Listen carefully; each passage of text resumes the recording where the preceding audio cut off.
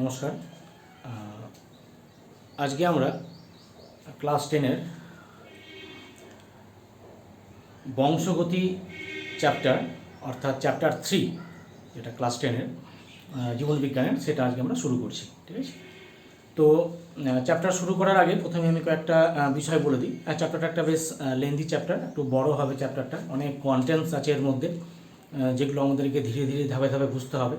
এবং টোটালটাই একটা মেডিকেল সায়েন্সের মতো বিজ্ঞান বিষয়ক অনেক সায়েন্টিফিক ব্যাপার স্যাপার এই জায়গাটাই আছে। তো সেগুলো আমাকে ধীরে ধীরে বুঝতে হবে এবং প্রতিটা জিনিস আমাদেরকে ভালো করে বুঝতে হবে। তো সেই জন্য আমি চ্যাপ্টারটাকে কয়েকটা পার্টে ভাগ করেছি এবং প্রতিটা পার্ট আমাদের খুব মনোযোগ সহকারে শুনতে হবে, বুঝতে হবে। আজকে আমরা মূলত এই চ্যাপ্টারের কে বুঝতে গেলে ভালো করে এই চ্যাপ্টারের যে কি ওয়ার্ডসগুলো আছে সেই কি ওয়ার্ডসগুলো নিয়ে আজকে মূলত আমরা আলোচনা করব। অর্থাৎ যে কি ওয়ার্ডসগুলো যদি আমরা ভালো করে না বুঝি, আমরা চ্যাপ্টারের গভীরে কিন্তু ভালো করে ঢুকতে পারবো না। তো শুরু করছি আজকের চ্যাপ্টার 3, বংশগতি। প্রথমে চলে আসি বংশগতি, যেটাকে ইংরেজিতে বলা হয় কি হেরিডিটি। বংশগতি বা হেরিডিটি। তো বংশগতি নিয়ে আমি এর আগেও টুকটাক ছোটোখাটো আমি একটা আইডিয়া দিয়েছিলাম। বংশগতি বা হেরিডিটি বিষয়টা কি? বংশগতি বা হেরিডিটি বিষয়টা হচ্ছে যে খুব সাধারণ এবং সহজ ভাষায় বললে যেটা দাঁড়ায় যে আমাদের জন্মগত বৈশিষ্ট্যগুলো, অর্থাৎ আমরা তো মা বাবার সন্তান, অর্থাৎ যখন আমরা জন্মাই, তো জন্মানোর পর কিছু দেখা যায় যে সন্তান সন্ততির মধ্যে, যে ছেলে হোক বা মেয়ে হোক, তার মধ্যে বেশ কিছু আচরণ, বেশ কিছু বলতে কি অনেক আচরণ বা বেশ কিছু আচরণ মা বাবা অর্থাৎ পিতামাতার বৈশিষ্ট্যের সঙ্গে কিন্তু সাদৃশ্য থাকে এবং কিছু কিছু আবার বৈসাদৃশ্য থাকে। যেমন দেখা যায় যে কেউ বাবার মতো লম্বা হয়েছে বা মায়ের মতো লম্বা হয়েছে, বা বাবার মতো গায়ের রং হয়েছে, চুলের রং হয়েছে, বা চোখের যে মণি, সেই চোখের মণি হয়তো কালারটা মায়ের মতো হয়েছে, বাবার মতো হয়েছে, বা ঠাকুরদার মতো হয়েছে, বা আমরা বলতে পারি যে কানের লতি। এইরকম বিভিন্ন বিষয়গুলো যদি আমরা খেয়াল করি তাহলে দেখতে পাবো যে এই বৈশিষ্ট্যগুলো বাবা মায়ের সঙ্গে ম্যাচ করছে, বা যদি বাবা মায়ের সঙ্গে ম্যাচও না করে, তার যদি আরও আমরা পূর্বপুরুষের দিকে চলে যাই, বা ঠাকুরদা বা ঠাকুরমা, এদের সঙ্গে কিন্তু কিছু না কিছু বৈশিষ্ট্য আমাদের কিন্তু ম্যাচ করে। এটা আমরা প্রত্যেকেই যদি আমরা খুব সাধারণ দৃষ্টিভঙ্গি দিয়ে দেখি তাহলে সেগুলো কিন্তু আমরা বুঝতে পারবো। এখন প্রশ্ন হচ্ছে এই যে এগুলোকে আমরা কী বলি? এগুলোকে আমরা এক কথায় বলি, যেটা হচ্ছে সেটা বংশগত বৈশিষ্ট্য। এই বংশগত বৈশিষ্ট্যগুলো যখন ফাদার বা মাদার অর্থাৎ পিতা মাতা থেকে সন অথবা ডটার, অর্থাৎ এই যে বংশগত বৈশিষ্ট্যগুলো এই যে বাবা মা থেকে যে সন্তান সন্ততির মধ্যে যে ফিরে আসে, এই আশাটাকেই আমরা বলি কি বংশগতি। এখন এই বংশগতি নিয়ে যদি আমরা একটু ব্যাক হিস্ট্রিতে চলে যাই, এই বংশগতি নিয়ে প্রথম আমাদেরকে ভাবতে শিখিয়েছে একজন কি বলবো একটা ধর্মযাজক, অর্থাৎ একটা চার্চের একজন ধর্মযাজক, অস্ট্রিয়ান। তার নাম হচ্ছে কি Gregor Johann Mendel. Gregor Johann Mendel, ইনি প্রথম এই বংশগতি নিয়ে ভাবতে শিখিয়েছে। কীভাবে? এর ব্যাকগ্রাউন্ডটা কী আছে? ইনি হচ্ছে একজন ধর্মযাজক। তার যে চার্চ ছিল, খ্রিস্টান, তার যে চার্চ ছিল, সেই চার্চের তার একটা বাগান ছিল। কিসের বাগান ছিল না মোটর মোটর গাছের বাগান ছিল, মোটর, সেই মোটর গাছ ও চাষ করতো। এবং চাষ করে তাই সেটাকে পর্যবেক্ষণ করতো। একটু জিজ্ঞাসু মন ছিল ওনার মধ্যে। সে চাষ করতো এবং চাষ করে সেগুলোকে পর্যবেক্ষণ করতো। সে পর্যবেক্ষণ করতে করতে মোটর গাছের অনেক বৈশিষ্ট্য দেখা যাচ্ছে। কোনো মোটর গাছ লম্বা হচ্ছে, কোনো মোটর গাছ একটু আকৃতিতে পেটে হচ্ছে, কারো ফুলগুলো হলুদ, কারো ফুলগুলো সবুজ, কারো যে ফলগুলো হচ্ছে, কারো ফলগুলো হচ্ছে গোলাকার এবং কারো হচ্ছে খর্বাকৃতি, মানে একটু কুচকানো টাইপের, কুঞ্চিত টাইপের। এরকম নানান বৈশিষ্ট্যগুলোকে তিনি কিন্তু লিপিবদ্ধ করেছিলেন একটা খাতার মধ্যে, একটা ডায়েরির মধ্যে।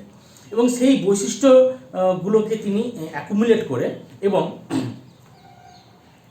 খুব সাধারণ বীজগাণিতিক সূত্র, অর্থাৎ A+B² হ্যাঁ, খুব সাধারণ একটা বীজগাণিতিক সূত্র প্রয়োগ করে তিনি কিন্তু এই বংশগতির ধারণা কিন্তু বিজ্ঞানী মহলের মধ্যে দিয়েছিলেন। ঠিক আছে, যদিও দুর্ভাগ্যের বিষয় তিনি যতদিন জীবিত ছিলেন তার জীবদ্দশায় এই বংশগতি সম্পর্কিত তিনি কয়েকটা সূত্র দিয়েছিল, সেগুলোকে বলা হয় বংশগতির সূত্র। আমরা পরে পড়ব এগুলো। বংশগতির সূত্র, formula of theory of genetics. ঠিক আছে, তিনি দুটো সূত্র দিয়েছিলেন। হ্যাঁ, যদিও দুর্ভাগ্যের বিষয় তার জীবদ্দশায় এই সূত্রগুলো নিয়ে তেমন কিন্তু বিজ্ঞানী মহলে তেমন কিন্তু কোনো সাড়া পাওয়া যায়নি। কিন্তু তার মৃতের পর, আফটার ডেথ, সেই সূত্রগুলো কিন্তু বিজ্ঞানী মহলে বেশ সমাদৃত হয়। এবং তারপরে এই গ্রেগর জোহান মেন্ডেলকে বলা হয় কি father of genetics, father of genetics. কেন? কারণ জেনেটিক্সের যে প্রথম সূত্রগুলো, বংশগতির যে প্রথম সূত্র, মানে ফাদার অফ বংশগতি এক কথায় বলা হয়, জনক, বংশগতির জনক বলা হয় এই গ্রেগর জোহান মেন্ডেলকে। কারণ তিনি যে প্রথম যে সূত্রগুলো দিয়েছিল, বা জেনেটিক্স আজকের এই বিংশ শতাব্দীতে, একবিংশ শতাব্দীতে একটা বিশাল জায়গায় চলে গেছে। এবং তার যে খুব মূল যে তিনি কাণ্ডারি ছিলেন, একেবারে প্রথম যে তিনি আলোচনা সূত্রগুলো দিয়েছিলেন, তার হাত ধরেই কিন্তু বিজ্ঞানী মহল ভাবতে শিখেছে, সেজন্য বলে ফাদার অফ জেনেটিক্স। এবং আমাদের ভারতবর্ষেও বেশ কিছু বিজ্ঞানী আছে যারা এই নিয়ে নোবেল প্রাইজ পেয়েছে। হরগোবিন্দ খোরানা আমরা জানি, তিনি জেনেটিক কোড আবিষ্কার করেছিলেন, এবং জেনেটিক কোড আবিষ্কার করার জন্য তাকে কিন্তু নোবেল প্রাইজ দেওয়া হয়। এবার জেনেটিক্স এখনকার বিজ্ঞানী মহলে খুব আলোচনার বিষয়, এবং আগামী দিনে জেনেটিক্স একটা খুব ভালো জায়গায় যাবে। তো আমরা মূলত ঢুকছি যে বংশগতির মাধ্যমে। তাহলে আমরা প্রথমেই চলে আসি। তাহলে বংশগতি কি? বংশগতি হচ্ছে যে আমি প্রথমেই বললাম যে জীব সেটা প্রাণী হতে পারে বা উদ্ভিদ হতে পারে। মূলত আমরা প্রাণী নিয়ে আলোচনা করছি, উদ্ভিদও এখানে আছে, উদ্ভিদ নিয়ে আলোচনা করবো, যদিও প্রাণী উদ্ভিদ উভয় ক্ষেত্রে প্রযোজ্য। জীব তার বংশগত বৈশিষ্ট্যগুলো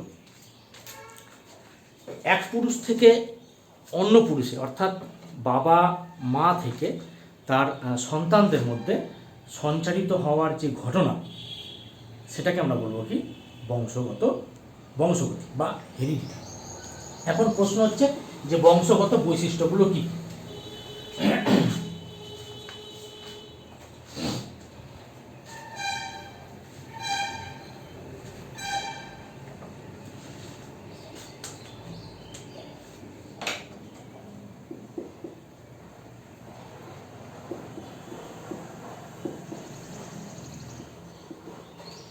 এখন বলা হচ্ছে বংশগত বৈশিষ্ট্যগুলি। অনেক বৈশিষ্ট্য আছে বংশগত বৈশিষ্ট্য।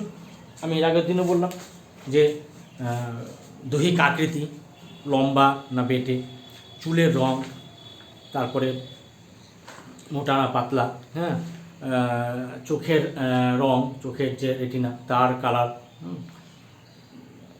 তারপরে জিহ্বা, হ্যাঁ, জিহ্বা, আমরা যে এই যে জীব আছে টাং, ঠিক আছে, এই জীবকে আমরা, এই যে জীব আছে এই জীবকে কেউ রোল করতে পারে, হ্যাঁ, কীরকম রোল করে দিতে পারে জীবটাকে।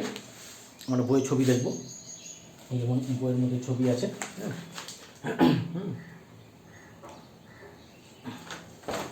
তো কেউ জীবকে রোল করতে পারে, রোলার জীব বলা হয়, রোলার টাং, আর কেউ জীবটাকে রোল করতে পারে, এটাও কিন্তু একটা বংশগত বৈশিষ্ট্য। এখানেও জিনের কিন্তু কারিগরি আছে। তারপরে আমরা যদি কান দেখি, এই যে কানের লতি, এই কানের লতিটা দেখবো যে কারো এই মুখমণ্ডলের সঙ্গে লেগে থাকে, যেমন আমার লেগে আছে, আবার কারো এই জায়গাটি ছাড়া থাকে, এটাও কিন্তু একটা জিনগত বৈশিষ্ট্য। এই বৈশিষ্ট্যগুলো মানে বংশগত নর্মালি হয়ে থাকে, বাবা মা থাকলে বা বাবার থাকলে তার সন্তানদের মধ্যেও এই বৈশিষ্ট্যগুলো আসার সম্ভাবনা থাকে। তো এগুলো হচ্ছে আমাদের বংশগত বৈশিষ্ট্য, এবং এই বংশগত বৈশিষ্ট্যগুলো কিন্তু এক পুরুষ থেকে অন্য পুরুষের মধ্যে যায়। এখন প্রশ্ন হচ্ছে যে এই যে বংশগত বৈশিষ্ট্যগুলো আমাদের কি হয়, আমরা এর আগেও বলেছি, যখন আমাদের মিয়োসিস কোষ বিভাজন হয়, ঠিক আছে, যখন আমাদের মিয়োসিস কোষ বিভাজন হয়,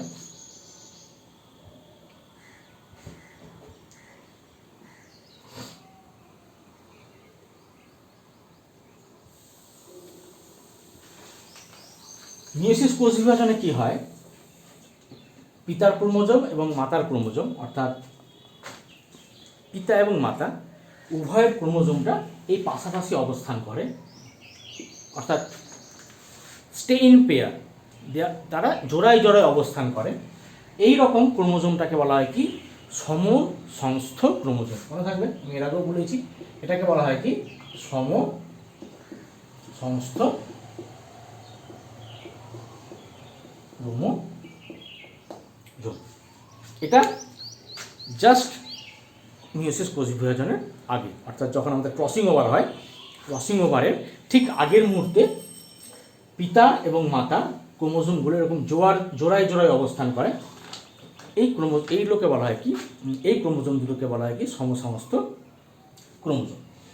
এখন আমরা জানি এই ক্রোমোজোমের মধ্যে জিন থাকে বা ডিএনএ আরএনএ আছে, সেই ডিএনএ আরএনএর মধ্যে জিন আছে, ঠিক আছে। দেখা গেছে যে একটা মানুষের, আমাদের মানুষের ক্ষেত্রে প্রায় 30,000 জিন কিন্তু আছে। আমাদের যদি ক্রোমোজোম ছাড়া 30,000, মানে তার মানে আমরা 30,000 রকমের বৈশিষ্ট্যের কিন্তু অধিকারী হই। এবার এই 30,000 জিনের মধ্যে আমাদের ক্রোমোজোমগুলো আছে, 1 নম্বর ক্রোমোজোম, 2 নম্বর ক্রোমোজোম, 3 নম্বর ক্রোমোজোম, আমরা জানি এরকম ক্রোমোজোমগুলো আছে। এরকম করে করে আমাদের মানুষের ক্ষেত্রে 46খানা ক্রোমোজোম আছে, 46 নাম্বারস আমাদের ক্রোমোজোম আছে। এবার এই 46টা ক্রোমোজোমের মধ্যে আমাদের 1 নম্বর ক্রোমোজোম, এখানে আমাদের 2968খানা কিন্তু এই জিন আছে 30,000 জিনের মধ্যে, আর সবচেয়ে কম থাকে ওয়াই ক্রোমোজোমে, মাত্র 231খানা। এখন যখন আমরা ক্রোমোজোমের উপাদান করেছিলাম, তো ক্রোমোজোমের উপাদানের মধ্যে ডিএনএ থাকে, আরএনএ থাকে, এবং ডিএনএর উপাদানগুলো আমরা পড়েছি যে ডিএনএর মধ্যে অ্যাডিনিন থাকে, গুয়ানিন থাকে, বিভিন্ন যে নাইট্রোজেন বেসগুলো থাকে, অ্যাডিনিন, গুয়ানিন, সাইটোসিন, ইউরাসিন, থাইমিন, এই যে নাইট্রোজেন বেসগুলো থাকে, এই নাইট্রোজেন বেসগুলোর সঙ্গে কি হয়, এই নাইট্রোজেন যে বেসগুলো আছে, অ্যাডিনিন, গুয়ানিন, সাইটোসিন, ইউরাসিন, থাইমিন, একটা থাকে একটা থাকে না, এই যে নাইট্রোজেন বেসগুলো আছে, এই নাইট্রোজেন বেসগুলো কি হয়, এদের মধ্যে একটা সজ্জা থাকে। আমরা বলেছিলাম যে ডিএনএর যে গঠনটা, হ্যাঁ, দ্য স্ট্রাকচার অফ ডিএনএর গঠনটা কিন্তু একটা এরকম একটা দ্বিতন্ত্রী সিঁড়ির মতো, এর একটা স্ট্রাকচার থাকে, সিঁড়ির মতো দেখতে হয়। এইবার এই সজ্জাতে যদি কোনো পরিবর্তন হয়, যখন এই সজ্জাতে যদি কোনো পরিবর্তন হয়, ঠিক আছে, অর্থাৎ অ্যাডিনিন, গুয়ানিন, সাইটোসিন, ইউরাসিন, এদের যে কম্বিনেশনগুলো, এই বন্ডিংগুলো, এই বন্ডিংয়ে যখন কোনো একটু মানে হেরফের হয়ে যায়, তখন কি হয়, আমাদের মিউটেশন হয়।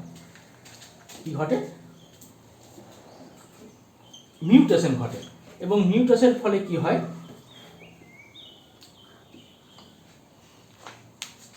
প্রকরণ তৈরি হয়, ঠিক আছে।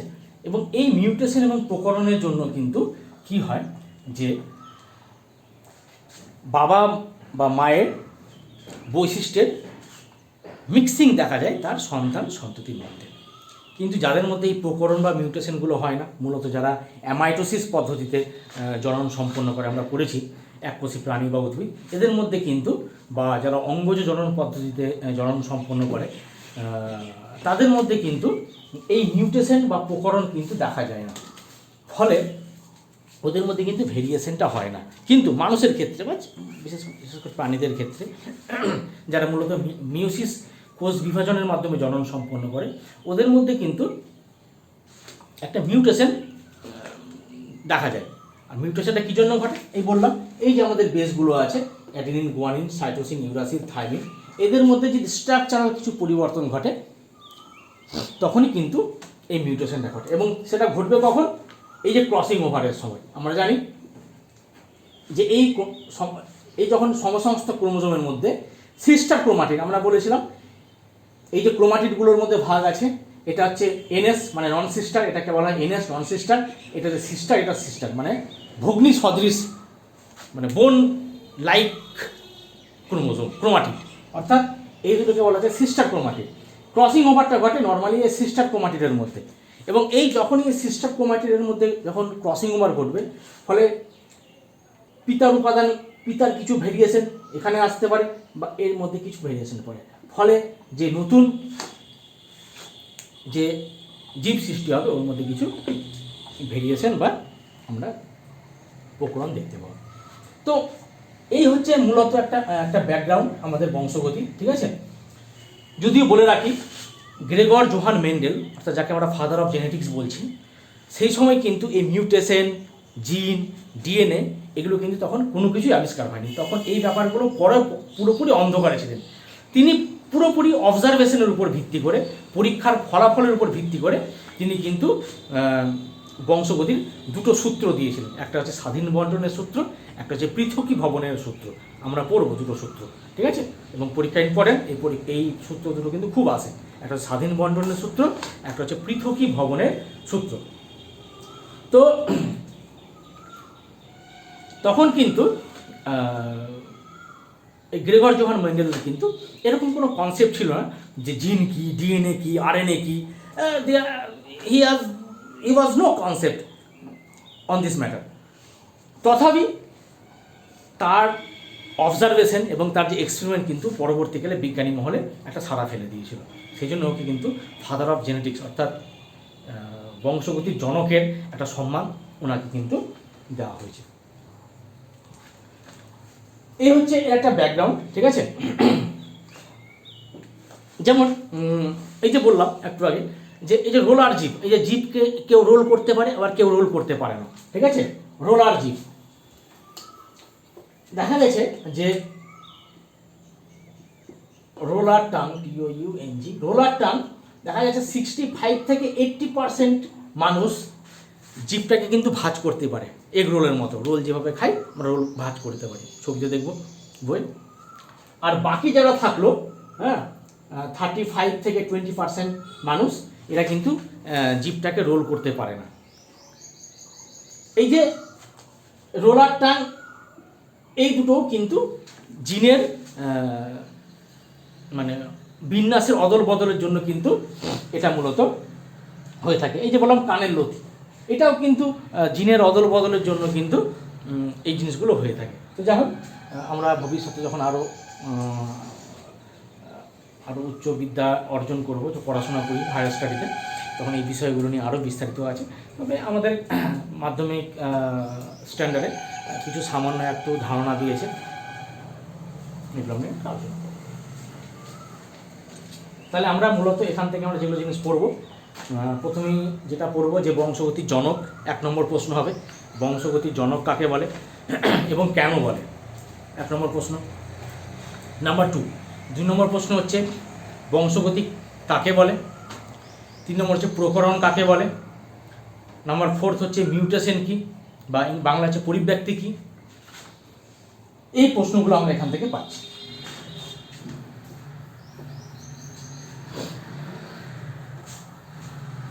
এবার আমরা বংশগতির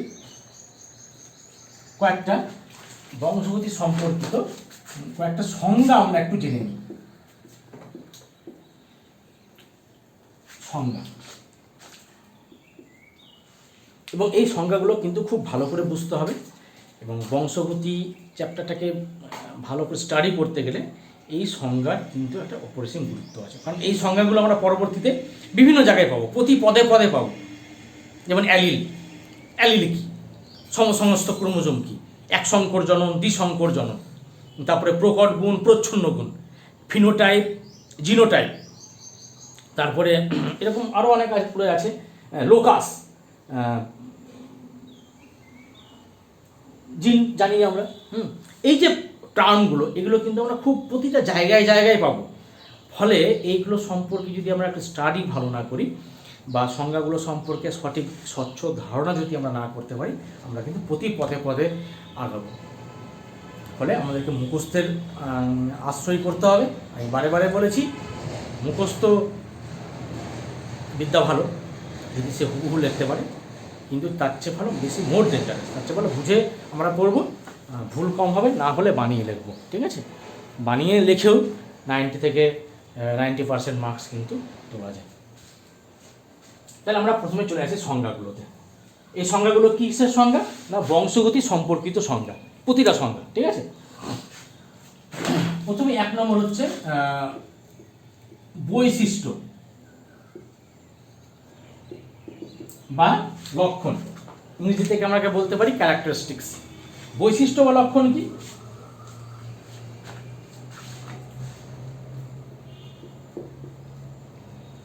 বংশগত বৈশিষ্ট্য বহনকারী একক। আমরা এক কথা যদি বলি,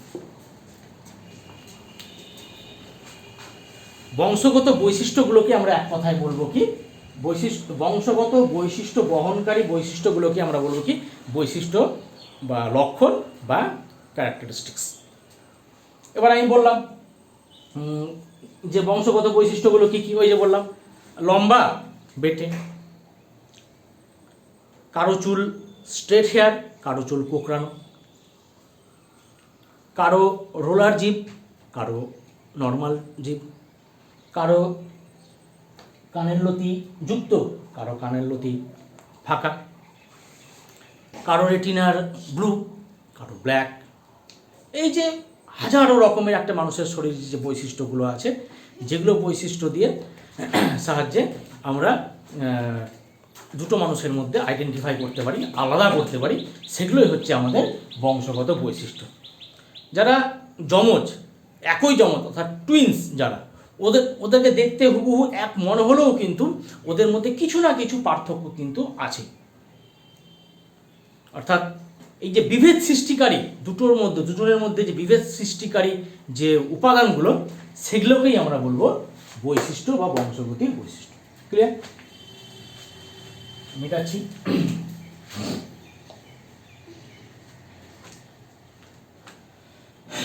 2 নম্বর হচ্ছে অ্যালিল। এটা খুবই গুরুত্বপূর্ণ একটা ওয়ার্ড, অ্যালিল।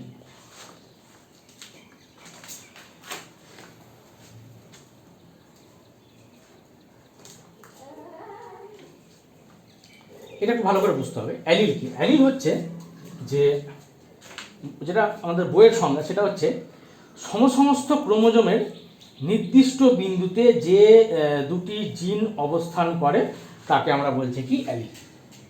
সমস্ত ক্রোমোজোম, আমি আবার বলেছি সমস্ত ক্রোমোজোম। সমস্ত ক্রোমোজোম কাকে বলে? আমি বলেছি মিওসিসের ক্রসিং ওভারের আগে পিতার জিন, পিতার ক্রোমোজোম এবং মাতার ক্রোমোজোম, এই যে জোড়ায় জোড়ায় অবস্থান করছে, এই দুটোকে বলা হচ্ছে কি? ধরা যাক এটা হচ্ছে পিতার ক্রোমোজোম, এটা হচ্ছে মাতার ক্রোমোজোম।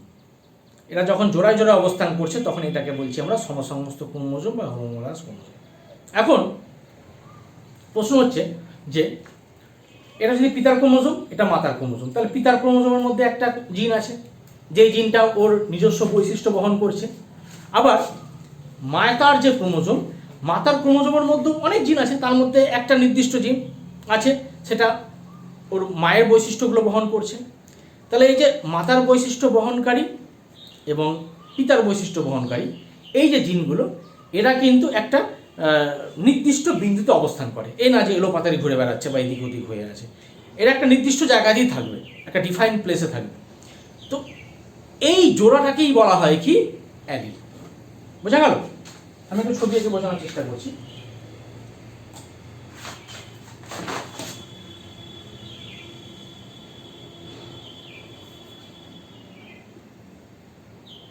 ধরা যাক এটা হচ্ছে মাতার ক্রোমোজোম,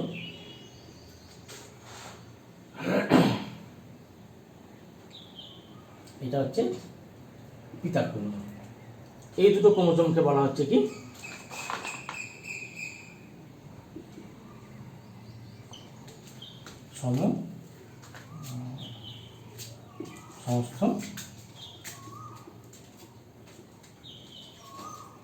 সমসমস্ত ক্রোমোজোম। এবার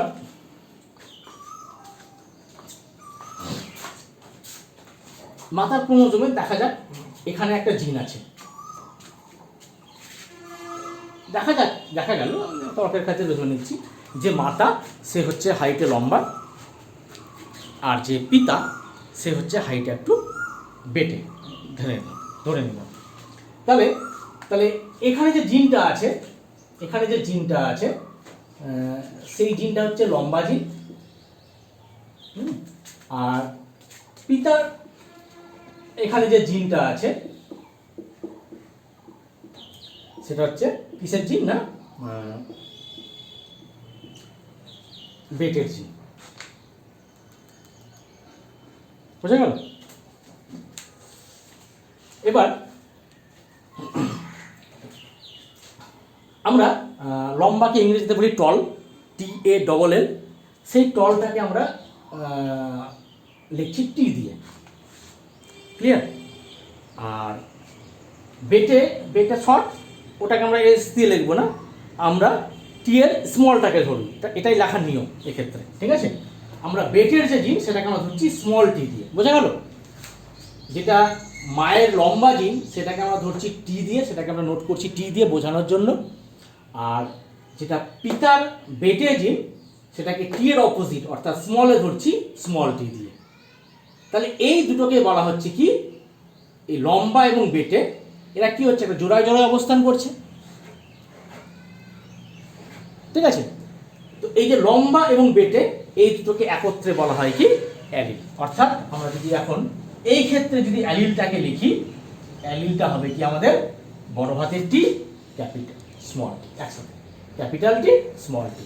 এটা হচ্ছে আমাদের কি হলো এই ক্ষেত্রে অ্যালিল, অর্থাৎ লম্বা বেটে। ক্লিয়ার? এই হচ্ছে অ্যালিলের কনসেপ্টটা। ক্লিয়ার? না হলে আমি পরবর্তীতে কোনো কোশ্চেন থাকলে বা যেহেতু অনলাইন ভিডিও হচ্ছে বেশি আর বিস্তারিত বলা যাচ্ছে না, খুব লেন্দি হয়ে যাবে। তো যদি বুঝতে অসুবিধা হয় আমাকে কমেন্টস করলেই হবে, কোন জায়গাগুলো অসুবিধা হচ্ছে সেগুলোকে আমি আবার পরে বিস্তারিত বুঝিয়ে দেবো। বোঝা গেল? আশা করি বোঝার কোনো অসুবিধা নেই। সমসমস্ত ক্রোমোজোমের কনসেপ্ট হচ্ছে মায়ের জিন এবং পিতার জিন, মায়ের ক্রোমোজোম এবং পিতার ক্রোমোজোম যখন একসঙ্গে জোড়ায় অবস্থান করছে তখন আমরা সেটাকে বলছি সমসমস্ত ক্রোমোজোম। এবার আমরা বলেছি মানুষের প্রায় 30,000 ক্রোমোজোম জিন থাকতে পারে, তাদের মধ্যে একটা জিন ধরছি লম্বা জিন, সেটা মায়ের শরীরে আছে, মায়ের ক্রোমোজোমে আছে, এবং পিতাকে ধরছি বেটে আছে।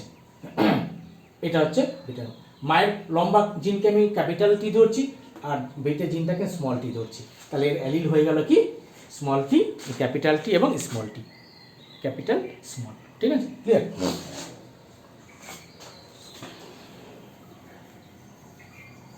এবার 3 নম্বর সংখ্যায় চলে আসি। 3 নম্বর সংখ্যা হচ্ছে বংশগতির একক। আমরা সবাই জানি বংশগতির একক হচ্ছে জিন, ঠিক আছে? কারণ যা কারিগরি সব জিনের কারিগরি, যা ব্যাগরা পাকাবে সব জিনই পাকাবে। কে লম্বা হবে, কে মোটা হবে, কে পাতলা হবে, কে বেটে হবে, কে খাড়ো হবে, সব জিনেরই খেলা, ঠিক আছে? অর্থাৎ এক পুরুষ থেকে অন্য পুরুষ যখন বংশগত বৈশিষ্ট্যগুলো যাচ্ছে, যিনি সেটাকে বহন করে নিয়ে যাচ্ছে, যিনি কাজ করছে, সেই জন্য আমরা এক কথায় যদি বলি বংশগতির একক বা ইউনিট অফ হেরিডিটি ইজ জিন।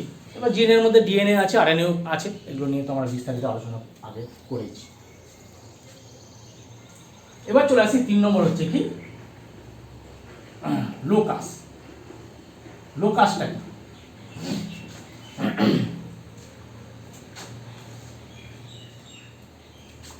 লোকাসটা হচ্ছে যে ক্রোমোজোমের, এটা যদি একটা ক্রোমোজোম হয়,